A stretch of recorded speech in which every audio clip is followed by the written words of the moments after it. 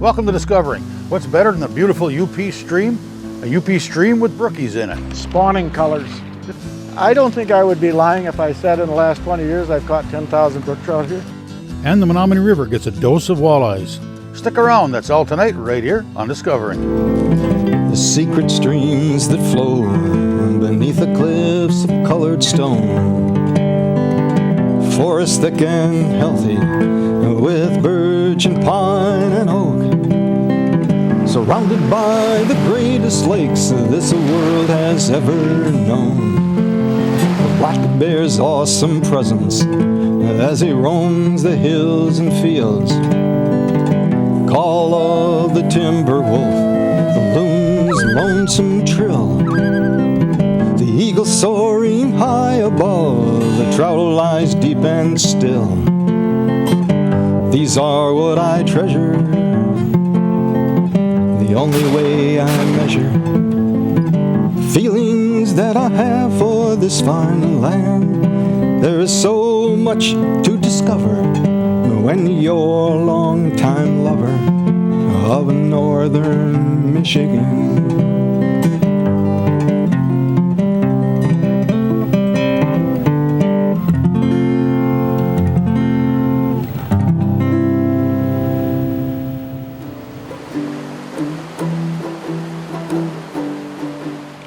I don't think I would be lying if I said in the last 20 years I've caught 10,000 brook trout here.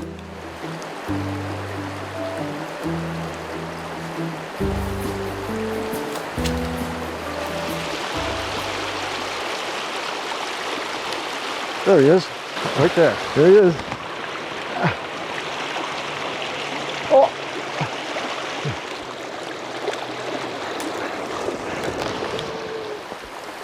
Royal Coachman streamer.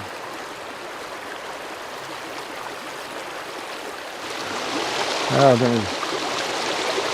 these little corner little riffles like that, if they're feeding, that water's only a few inches deep and they're looking for groceries. Okay. Well, let's see what happens.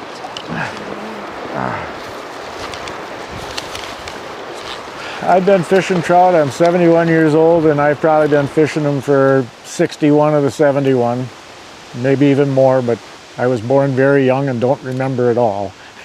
But I've spent pretty much my whole life, 99% of my fishing has been trout fishing, yes. There's one.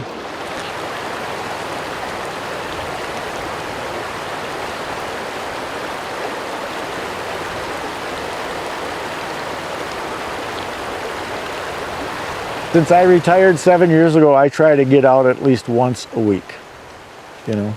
And the grandkids came along and they put a, I had to struggle for my once a week, but now it's pretty easy. And the wife, God love her, after 40 years, she knows, that once a week it's Grandpa's Day on the creek.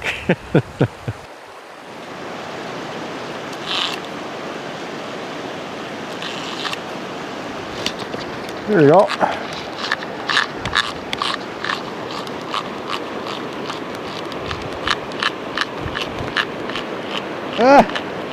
Come on, there we go.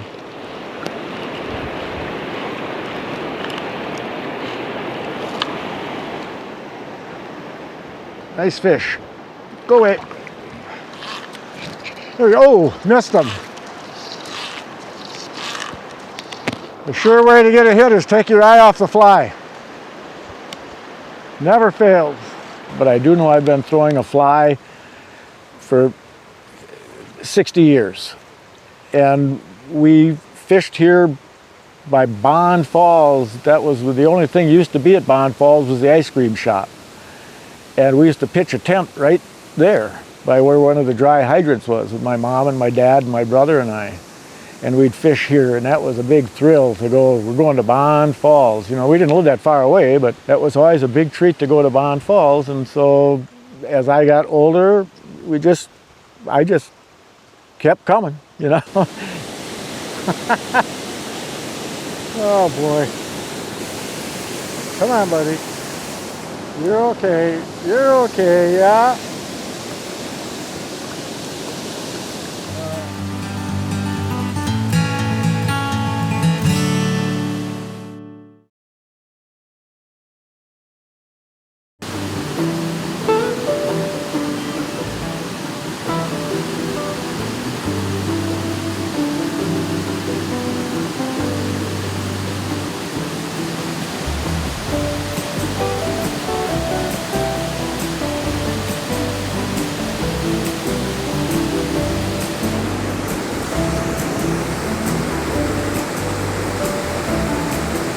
Oh, there's a good one. That's a good one. Oh, he's gone. That was a good one. The big ones always get away. That was a nice fish.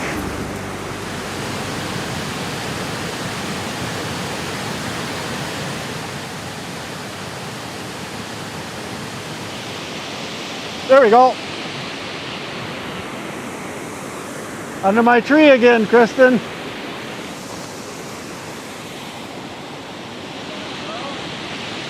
Brook trout. Probably a 3-year-old fish. In our area here, the brook trout will average lifespan 3, 4, maybe 5 years.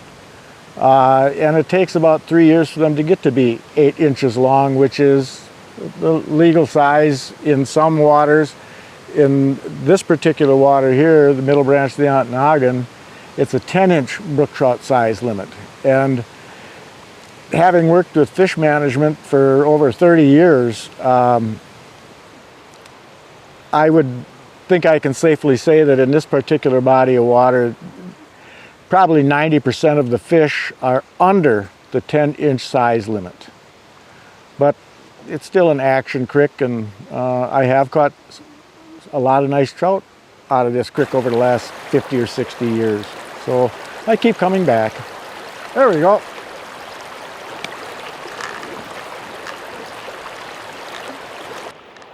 Little fat guy. How pretty though. Spawning colors. Just look at that. They'll spawn in October, November once the water temperature gets below about 50 degrees. And the male and the females, they'll kind of, the female will make a nest, it's called a red. She'll just kind of brush it apart and stuff like that. And she'll drop her eggs in that and cover up. And while it's going on, the male will protect. And once the eggs are laid, then they do their thing.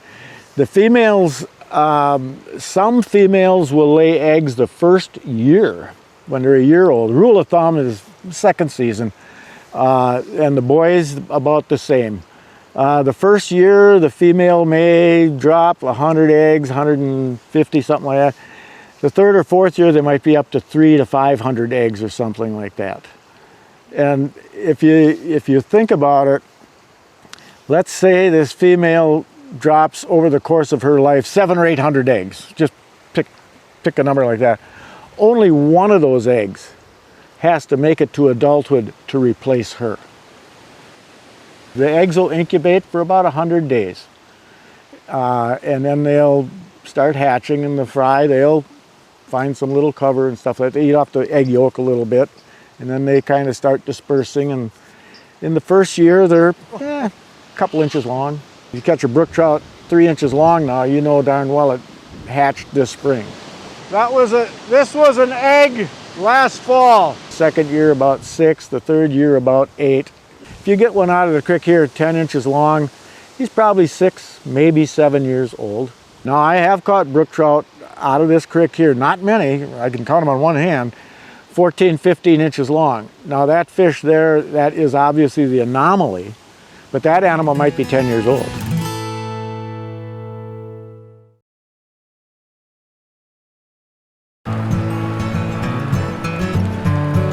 What I'm going to do now, it's called a dropper system, and I have pre-tied this.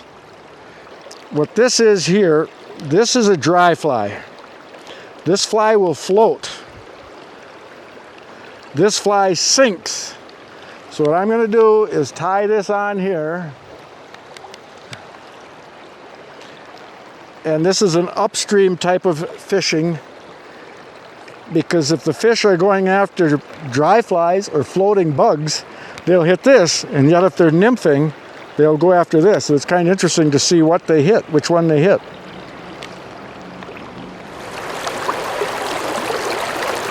Put a little dry fly dope on the fly so it floats. Just a dab will do ya. And rub that on the fly, and that'll keep that fly floating for a while. And you can see how the front one is floating. I gotta get the back one good and wet here. There. So, there we go. Now, what did it hit? It's just a little fish, but it hit the dry fly. It's a very little, that's last fall's egg. The only drawback to fishing with this system is that it can create a mess after you catch the fish. If they hit the front fly, see what can happen? That's why I don't do this too often. If they hit the back fly, that doesn't happen too often, but if it hits the front fly, you can create a mess. There's a rise right there. We'll see what happens. Oh, I don't know what it hit. There's something about being alone on the creek by yourself, that you're all by yourself. You and that little fly and that trout. And he's got a zillion things to eat, and you get him to try to eat your fly. You know, it's always fascinating. That's a keeper.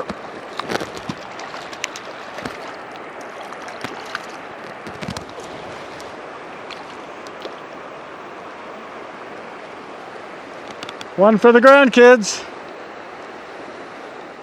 Dry fly, a little over 10 inches. Probably, I wouldn't be afraid to say maybe a 4-year-old fish, maybe 5.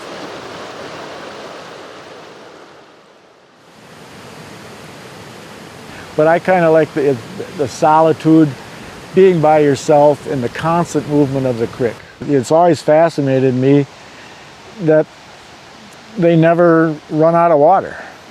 You know, where's it come from?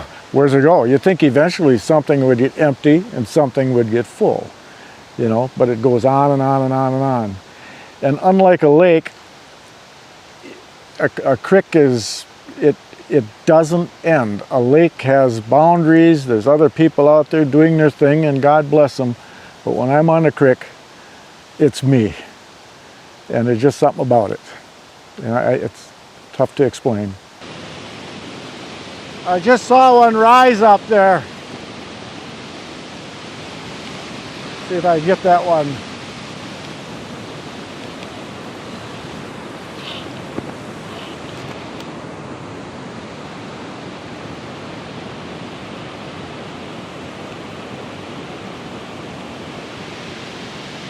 There we go. It's a nice fish too.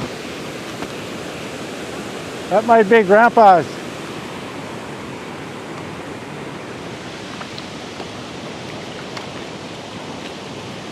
There we go. Pretty close, about 10.5 inches. Wow, look at you. Yeah. We must caught, what, 30, 35 fish. I don't think I'd be lying, would I? Because I know I've probably caught 10 right down here with the dry fly. If not 10, pretty doggone close. So, yeah, that's what it's all about. But this, 60 years, I never get tired of it here.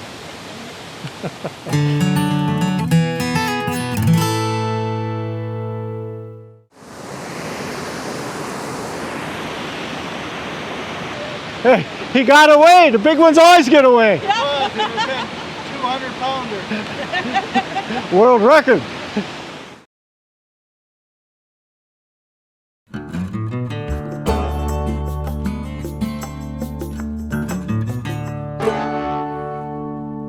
We recently looked at the walleye stocking efforts of the Baiting Out Great Lakes sport fishermen in Delta County. I met with some of the guys from Wildlife Unlimited of Dickinson County. Well, Wildlife Unlimited in Dickinson County has been around for over 40 years, and we've had a very special mission to advance the outdoor experience for people in this area, in this part of the Upper Peninsula. We've done projects with waterfowl and fish and non-game species and a variety of other things. And we're really happy to be part of the walleye planting project that's going on today. Dickinson County is blessed with an amazing amount of frontage of boundary water, but the frustrating thing for us has been, because it's boundary water, there's been very little management of it. So this project is really the first of its kind, and we're very excited and very happy to see it happen. One of our projects here in recent years has been to try to restore the walleye fishery here to the Menominee River Basin in this area. These boundary waters, as you know, don't often get a lot of attention. It's very unfortunate because this is a very fertile and productive waterway otherwise, and we're so happy that the Wisconsin DNR Fisheries decided to invest so meaningfully in this project. And they've done just a fabulous job in doing the science, of course, but also in guiding us through the timeline for this project to make certain that we have the best chance possible to create a self-sustaining walleye fishery as it once was. Up to 10 years ago, we knew that these two walleye populations, Twin Falls and Kingsford Flowage, were, for lack of better term, struggling. Real low adult walleye densities. They were still able to naturally reproduce, which is actually extremely rare. Probably only about 15% of our walleye waters where we've tried walleyes will naturally reproduce walleye. So where you have natural reproduction, you have the ability to really have nice walleye fisheries. So we wanted to rehab these two flowages, but then the waiting game began, and it took many, many years before we were able to actually get the appropriate genetics. So we had to withhold from stocking out here for a long time because we didn't want to put inferior genetics into the system. You know, Mike Proyle and his team down at Mole Lake Hatchery in Crandon, Wisconsin raise these fish, and a lot of work goes into that to making certain that we have a strain of walleye that are indigenous to this river basin system. We raise a lot of walleye. We stock lakes in the northeastern, primarily the northeastern area of Wisconsin, and we do a little stocking in Michigan as well. And we have a good working relationship with the local DNR biologist in Wisconsin, and he started developing this project with the Wildlife Unlimited group a few years back and approached me about whether or not we could possibly produce walleyes for this project, which I think is a good project. We agreed to do that. You know, at Mole Lake we have a comprehensive fisheries program. We not only raise walleye, but we also do all the other walleye management activities, including electrofishing surveys, population estimates. We're out there monitoring with the DNR and the federal government to sustain and try to improve walleye fisheries where we can. That's where our emphasis is, and it's a priority of ours. Until 3 years ago or so, we didn't actually have a true Lake Michigan strain genetics for walleyes within Wisconsin. So we did have it out in the Green Bay, but with fish diseases and stuff out there, we weren't able to bring it into our hatcheries. So Mole Lake, Chippewa fisheries stepped up, and they basically said, hey, this strain of walleyes are important to us. We'll raise those fish. We'll take all the risk on ourselves. So they took fertilized eggs from the mouth of the Menominee River, brought them into their hatchery system, got them all tested, but you have to wait months before you can test them. And so they said, we'll feed them, we'll raise them, we'll do all that kind of stuff. And if the tests come back where there's any hint of fish disease, they're gonna have to euthanize their whole hatchery. So they really took a big risk. And with that, they proved that we can raise these fish, these genetics in our hatcheries without having major disease issues. And so lately, or this year, Wisconsin DNR started doing the same thing in their hatcheries. And these two flowages, Lake Michigan genetics is what's native here. Our partners, We Energies, who own so much of the land along this waterway, have stepped forward in a very meaningful way financially through their trust fund to give us a hand so that we could have such an aggressive effort here to try to restore this fishery.